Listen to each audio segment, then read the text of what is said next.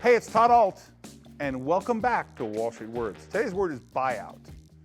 Now, this is a pretty simple word, but up until 1976, they used to call them bootstrapping deals or leverage buyouts, and that is where a company is traded publicly and a group of investors or a private equity firm will come to offer to buy back the shareholders and buy them out and take them private, and they do that by debt being issued against the company to buy back those shares and take it private.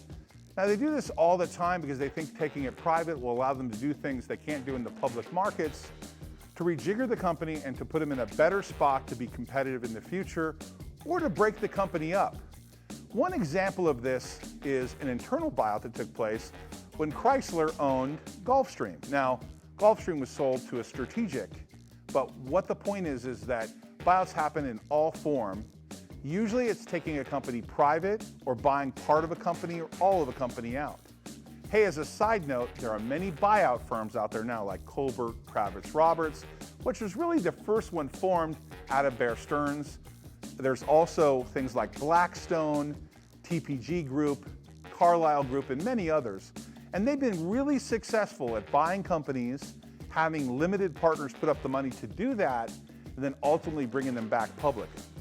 One of the most successful buyouts in history is when Blackstone bought Hilton Hotels. That made them about $11 billion when they sold it many years later. It's probably the biggest single leveraged buyout success in history. Today's word is buyout.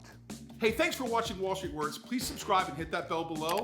If you think this video adds value, please share it with somebody. By the way, if you want to watch more Wall Street Words videos, there's 2 videos right here you can watch right now. There's new videos every day. Thanks for watching Wall Street Words. Always great things happening here.